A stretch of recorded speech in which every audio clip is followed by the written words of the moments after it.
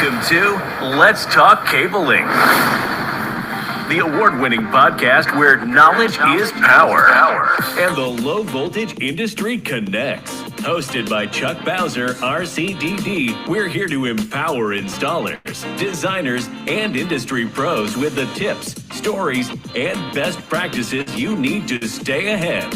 From copper to fiber, standards to innovation, this is the show that keeps you plugged into success. So grab your tools, turn up the volume, and let's talk cabling. Wednesday night, 6 p.m. Eastern Standard Time. That can only mean one thing. Live after hours with your favorite RCDD. You know that's me. Don't even try to pretend like I'm not your favorite RCDD. Coming to you live from Nashville at TechFest 2025. Today was the first day. Got to sit in a lot of great classes today. One on networking, not computer networking, but how to network with people. One with Bear, from host of the security podcast on security. One from Kevlin talking about how to up your social media game. Man, and lots of stuff this week. If you're not in TechFest in Nashville, why aren't you? You should be here, right? So yes, as pointed out in the TikTok feed, yes, I am a keynote speaker. I'm speaking tomorrow at 10 a.m. talking about bonding and grounding. That's my subject matter. So I always start off with, what are you drinking? I have absolutely nothing to drink. I was sitting here working on the computer, putting on the final touches for the speaking session tomorrow. And I just realized, oh my gosh, it's 25 minutes until showtime. Oops. So I don't have a drink. I don't have water. I don't have a Zevia soda. I don't have a hot cup of tea. Although they might have a coffee maker tea here in the hotel room. Maybe I should go look at that. Yeah. So what are you drinking? Tell me in the chat box. What are you drinking? Oh, and let's also go ahead and do the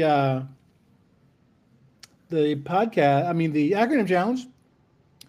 The acronym challenge for tonight. TJ's in the house. Are you back from Hawaii, TJ? Nice.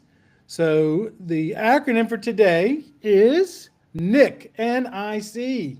What does that acronym mean? NIC, N-I-C. Go ahead and tell me in the chat box. I'll give you a few seconds to figure it out. NIC, what does that acronym mean? It's something that has not so much to do with cabling, more so with computers. TJ's heading to a race. Kalen gets 10,000 points because he answered it correctly. He said network interface card. There we go. It said NIC, N-I-C, network interface card. Very good. So that's what we plug our patch cord in, or equipment cord, that gives us connectivity to layer one, the physical layer. So that's what that is. Let's go ahead and go straight into the questions. Lots of questions. This week's was focused on career growth, but I do want to talk about one question that I got on LinkedIn. And TJ, maybe you can help with this one. Somebody asked, should you wear a mask when terminating fiber? You know, like the mask so you're not breathing on it. And I can tell you right now, from all the classes that I've taken, from all the classes that I've given, from all of the books that I've read on code standards and best practices, I've never seen nobody requiring you to wear a mask. Safety glasses, yes, right? As TJ's pointing out, mask. You know, I even reached out to Lee Renfro, a well-known fiber instructor running the classes. He just taught a set of classes in Hawaii. TJ was there teaching with him. And he said, yeah, I've never heard of that one. I even reached out to a couple manufacturers who make fiber optic cabling, pre-terminated fiber optic cabling, thinking maybe because they do it in a clean room environment. And even they don't require a mask while terminating fiber. So my answer is going to be, no, you don't need a mask. If you want to wear one, yeah, go ahead. Ain't gonna hurt nothing, but there's nothing really to be gained by doing that. So there you go. So the first question I have for tonight came from Rachel on LinkedIn. And Rachel is asking, I'm a level 2 tech thinking about moving into project management. What should I be doing right now to prepare for that shift? Now, she said level 2 tech, but that doesn't necessarily mean she's doing tech stuff. I know people who have tech certifications that are project managers. So I'm just going to assume that Rachel is, how can you blow the air-mated yarn away from with a mask on? That's a great point, Daryl. Great point. So I'm assuming that Rachel's coming from the field, okay? So she's looking to get into project management. Those are different skill sets, Now, so first off, what I've found, especially dealing with a lot of technicians, they're great at terminating fiber. They're great at terminating copper. They're great at testing copper and fiber. But I found that the vast majority of technicians, which is kind of hard to understand, especially in today's environment, their computer skills are lacking. So, number one, if you're not already good with a keyboard, take a typing course. Learn the home row, right? ASDF, JKL semi. Everything revolves around that. Some people say, well, why should I learn that? Because it's going to help you type faster, right? Help you type faster.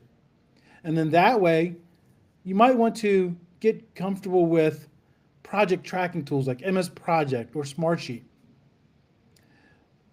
Maybe even take a course from your community college on MS Project or Smartsheet, because you're going to need to know those. Even a lot of your smaller companies, they may not track their projects in MS Project, but maybe you should, because it's a better way to track a project. I've been with companies that tracked in the MS platform, and I've been with others where they track the projects just from pulling financials every week. The financials doesn't really predict into the future. Just kind of that's like driving to an accident, looking in the rearview mirror, right? You don't see. TJ's got a great suggestion. The RTPM course from Big C, absolutely. So if your company will pay for that course, maybe go ahead and look at that. And that was actually one of my suggestions too, by the way. The RTPM class is fine-tuned for low voltage, so that's really going to be good. Then you need to learn and how to read and interpret a scope of work, specs, and Gantt charts. Okay.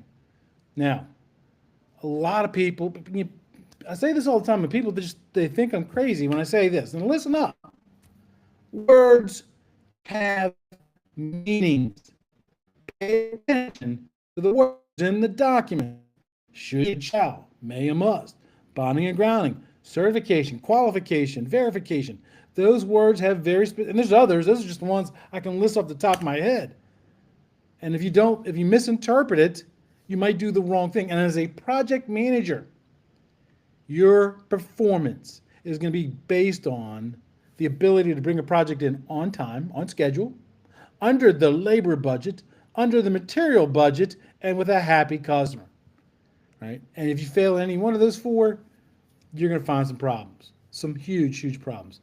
Maybe, since you want to kind of get involved more in doing project management, maybe talk to your boss, maybe your project manager, and ask them if you can sit in and maybe even assist on kickoff meetings, or maybe even doing site walkthroughs. And then ask them, not during those meetings, ask them afterwards, why did you do what you did? Why did you do it that way? What's the benefit of that? You're really asking them to mentor you. And that's okay. Mentoring is good. And then another thing too that you need to understand is becoming a project manager is you're going to have to develop your soft skills. Now, technicians, we're great at the hard skills. Again, terminating and testing cabling, pulling cable, installing support systems. But soft skills like delegation, communication, right, and time management. Those are the three big ones. The three big ones you need to know, right? Here's the thing. I've seen this happen more than once. A technician coming out of the field becoming a project manager. They get frustrated because the crews that they're project managing aren't working or getting the job done as fast as they can, right? So what do? Instead of delegating to them, they jump in and do it for them. That's the worst thing you can do. The worst thing you can do. And communicate. Learn communication skills. Okay, I've said on more than one occasion, even though we work in the communications industry, we suck at communicating. So practice those communication skills. Practice writing emails, clear and concise. Some good tips for writing emails is, short subjects, right? And then when you write the email, if you're asking a question, write the question first, and then give them 3, 4, 5 sentences on the background as to why you need that information. A lot of technicians, a lot of project managers, a lot of customers, our time is valuable. And time management skills, I mentioned that too. Time management skills, you're going to be managing probably multiple projects on different phases of the project.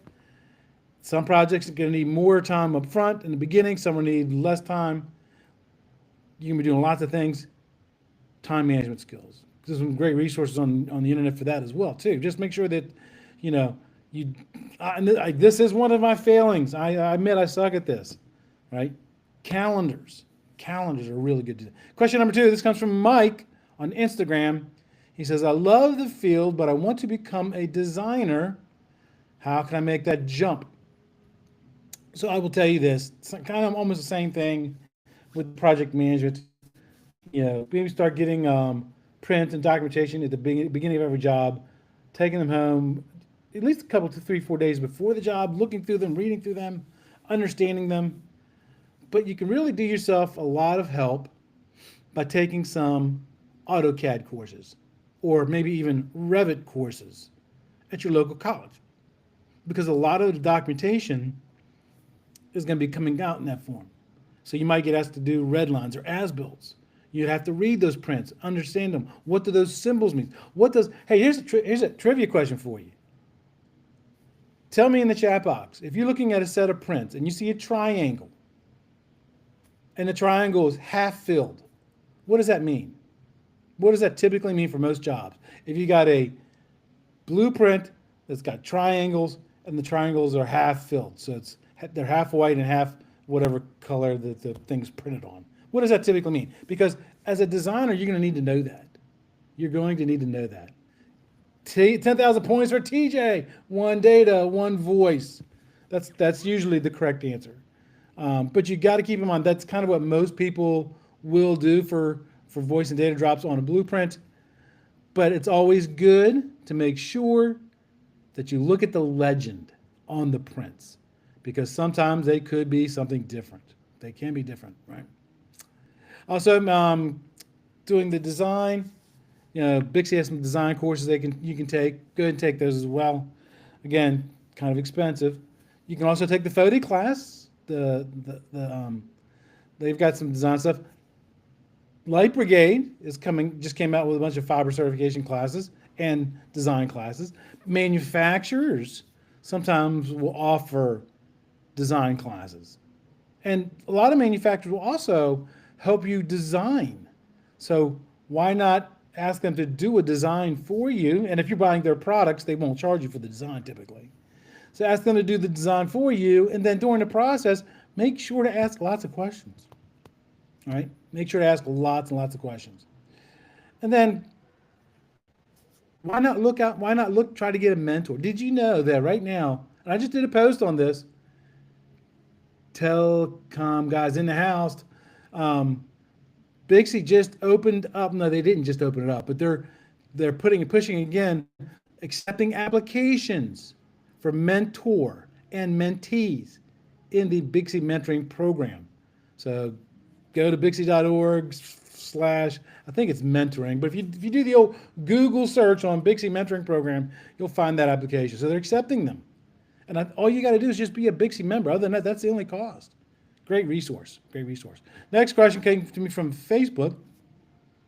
This came from Nina B. And they want to know, What's the best way to stay current with technologies and changes in the low voltage systems? Read Cable Installation and Maintenance Magazine. That's step number 1. Step number 2, all of the manufacturers, Fluke, Softing, Viavi, all the cable manufacturers, all the connectivity manufacturers have YouTube channels. Subscribe to them. Sign up for their emails. Some of them even do newsletters. Sign up to them and read them. Don't just let it fill up space in your box. Read them. Read them. Attend free webinars. Bixie's doing a webinar. I think it's in Tampa today and tomorrow, or maybe even tomorrow. Trade shows. I told you I'm in Nashville at TechFest. This one's not free, but it's cheaper than a Bixie conference. Lots of great resources here. Go to the Bixie conferences. Go to the big Bixie Beyond in Vegas coming up in 4 months, 5 months, something like that. That's a great way to stay current in the industry. Also, listen to industry podcasts. I don't want to plug Let's Talk Cabling, but yes.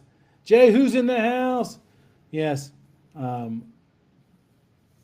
So yes, obviously listen to my podcast, Let's Talk Cabling, but there are other podcasts. Like I told you, Bear was here from Security Today podcast. He was here teaching, and I'm gonna have.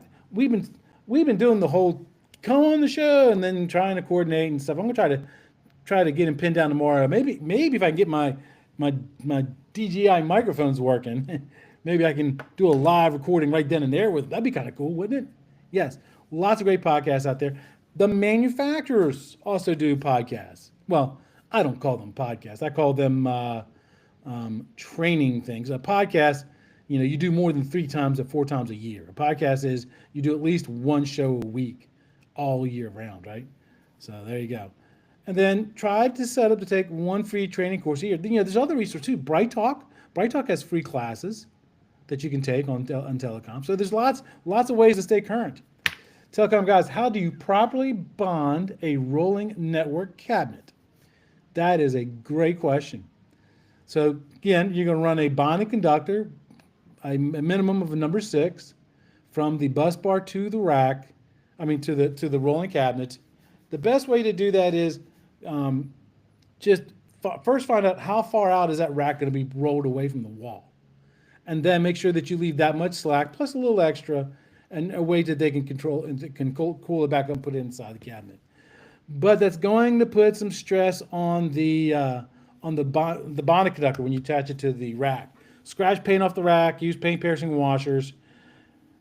2-hole lug connectors, bolt both them down. I would also, because it's a rolling cabinet, maybe even tie wrap the bonded conductor maybe 6 inches down from the bonded conductor, from the connector. So that way when it does get moved, if it does get moved too far, it doesn't create a stress on the connector.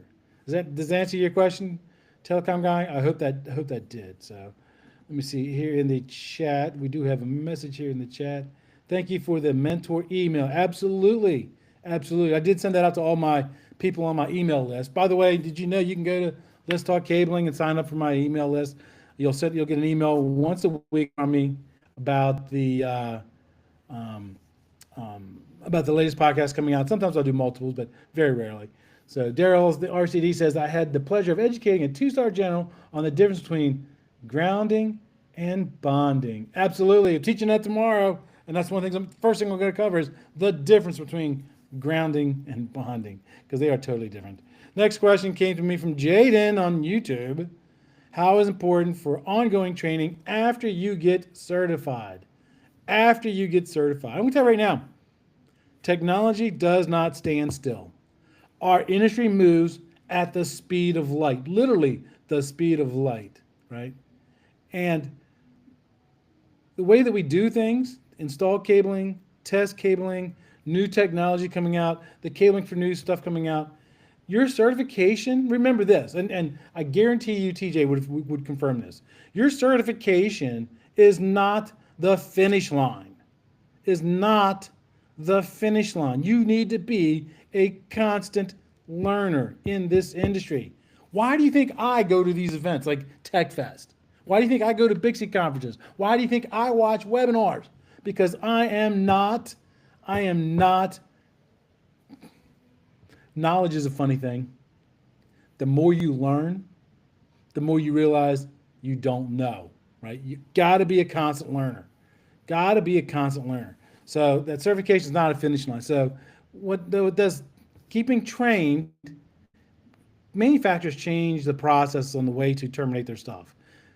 Testing, fluke, softening, AEV, they all change their stuff all the time. You got to stay up with it.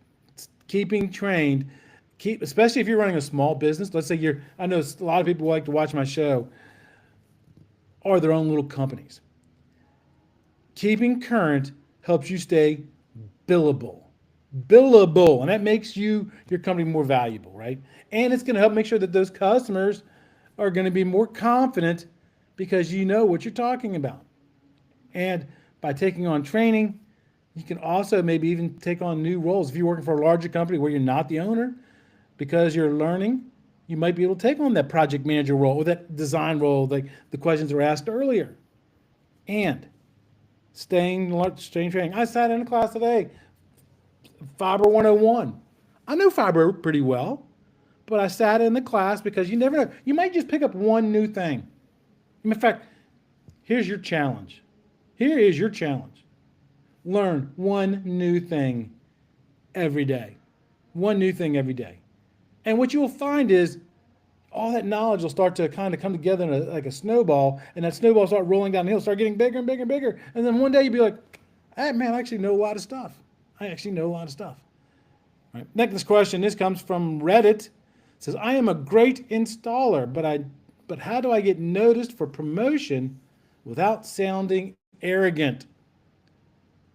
That's a great question. First off, what makes you think you're a great installer? Okay. And I'm not saying this to say that you're not a great installer, but I've had people come up to me many times to say, Chuck, I'm a great technician. I'm a great installer. And they might think they are, but maybe they were trained wrong. Maybe the person who trained them didn't know the correct way, the way per the codes, per standards. Maybe somebody taught them wrong. That's my first question. Is how do you know that you're a great installer? That's my first question. And without sounding arrogant, my dad always said that arrogance is not based in truth. Not based in truth. If you are good and you talk about, hey, here's why I'm good, and you can back it up, that's not arrogance. That's not arrogance. So my points are, so how do you get noticed for promotion? Let your work speak for itself. There's certain skill sets that will take you a long way in this industry and have nothing to do with pulling, terminating, or testing cable. Show early. Don't leave any loose ends. Always hit the deadlines. Ask questions. Be willing to do whatever your boss tells you to do. If your boss says, hey, I don't have anything for you to do, go sweep the closet. Go sweep the closet. Let your work ethic speak for itself.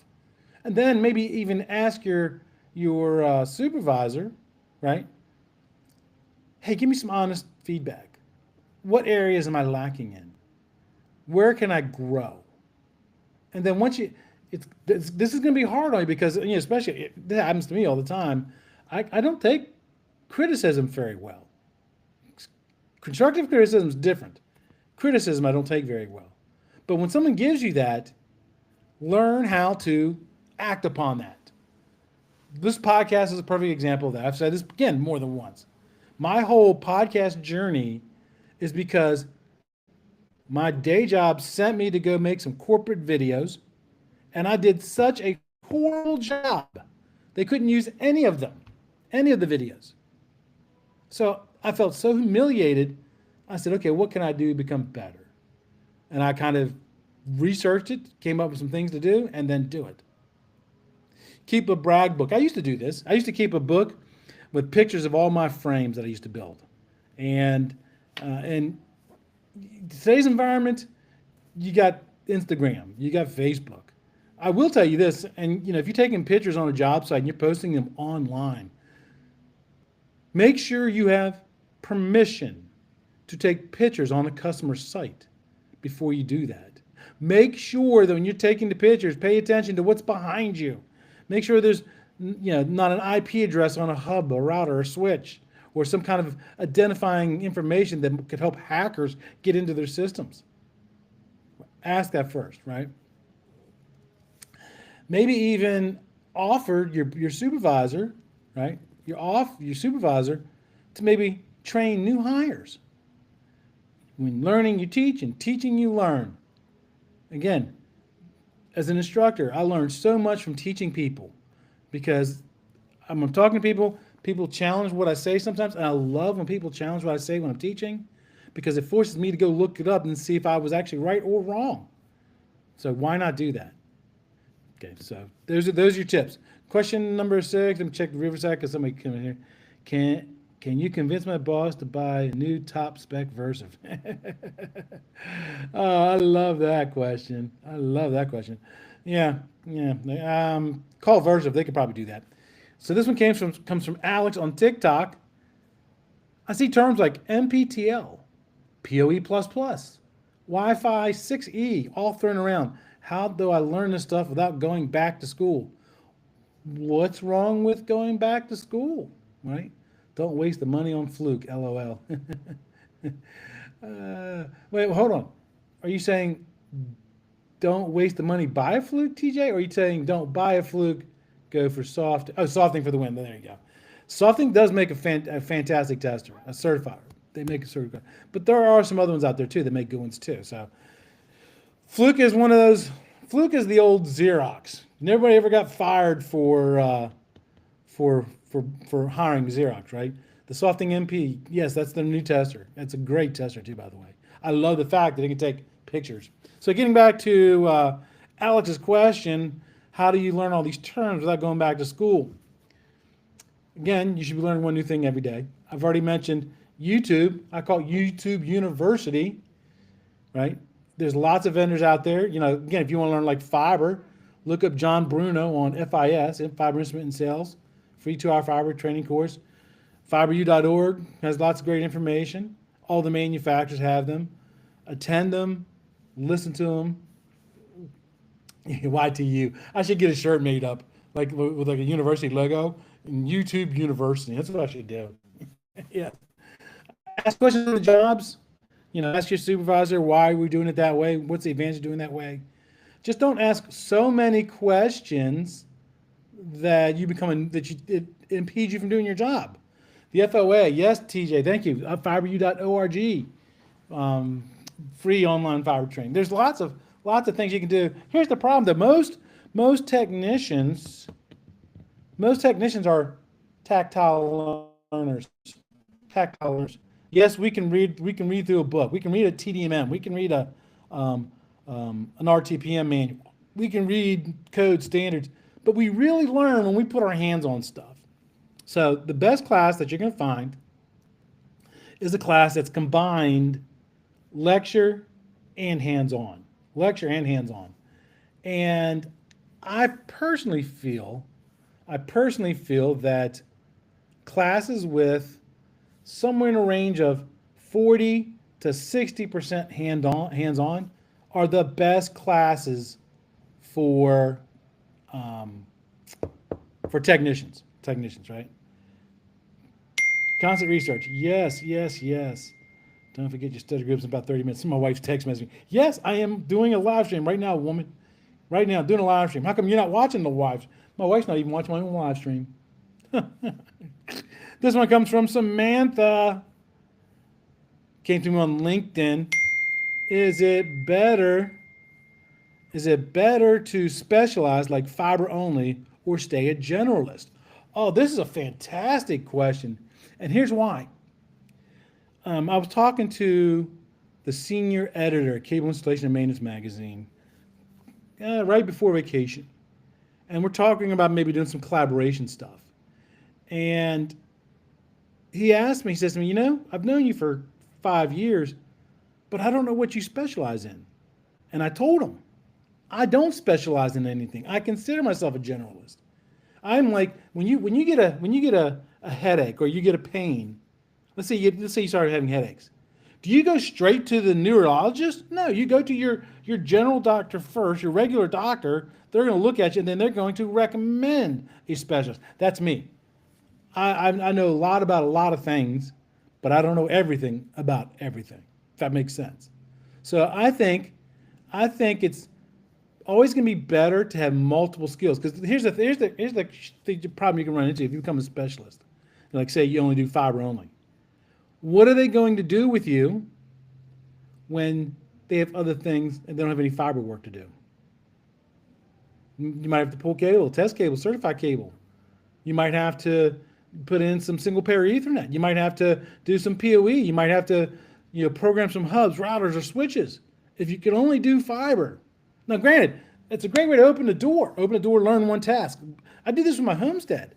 A lot of people look at me and say, Chuck, how did you become so good at farming? Well, first off, I don't consider myself good at farming, but what I did was I picked one skill to learn every year. First year was how to do layers. The next year was how to do meat birds. Next year was how to do pigs. Next year was how to do goats. Next year was how to do sharpening knives. So every year, and I do the same thing. I approach low voltage the same way. The more you know, the better you're going to be for as far as financially and finding jobs. So generalists are also better suited for, because at some point, now don't get me wrong, there are some people that just love staying in the field, and that's okay. I get it. There are some people that the natural progression is to get out of the field, maybe become a QA inspector, a trainer, an estimator, or project manager, just something like that. Well, generalists are really good for that. Specialists, they're not quite so very good at that. So there you go. Last question. This one came from Twitter. Okay. Alrighty. Do certifications actually help you grow your career, or are they just expensive pieces of paper? They are expensive pieces of paper. They are that. A good certification is going to cost you money, period. But you know what costs more than that? Not knowing. So certifications, again, they're not, as I said, as I answered to the couple answers ago, it is not the finish line. It's not the finish line. A certification literally sometimes is just going to open the door so you can bid a project. It's going to open the door so you might be able to apply for that job, whereas they may not let you apply because you don't have that credential or that certification. Okay, because many jobs, many customers, especially government jobs. Oh, wow. There you go. If this is not a case for, listen to this. Daryl, the RCDD, a close friend of mine, his son was studying for his RCDD. He got his RCDD, I think it was like 3 weeks ago or 4 weeks ago, something like that. And he just told me in the chat box, his son got a $50,000 raise after passing his exam. $50,000 raise. That's not getting a new job for $50,000. That's $50,000 on top of what he was already making. Daryl, I'm going to be quoting you for the next 10 years because of that. That's absolutely great. Absolutely great. So yes, so getting a certification is going to open up doors, and it's going to boost your credibility with general contractors. It's going to boost your credibility with architects and electrical engineers and clients. Those are the people that they pay attention to that stuff. Today's world is acronym hungry. Acronym hungry. What do I mean by that? How many times have you gotten somebody's card? I have business cards in my pocket today because I'm at TechFest. And you look at the person's business card and you see their name, then it's got RCDD, Tech, RTPM, OSP, DRM, DC, MOUSE. Today's environment, we are acronym hungry. And when you get into dealing with professionals like electrical inspectors and electrical engineers, stuff like that, they like seeing that kind of stuff. So yeah, they are expensive to get them, but they will pay for themselves back.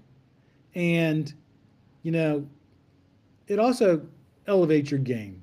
It elevates your game. Henry's in the house. Is that my buddy Henry, the Bixie TDS? Nice. Okay, people, it is 6:35. I've got an RCD study group tonight, so I'm going to have to sign off for now. So until next time, everybody, remember, knowledge is power.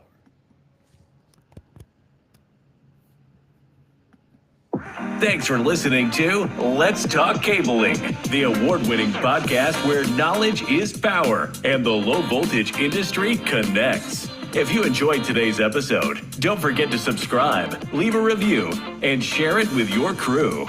Got questions or ideas for the show? Chuck wants to hear from you. Stay connected, stay informed, and always aim for excellence. Until next time, keep those cables clean, your standards high, and your future bright.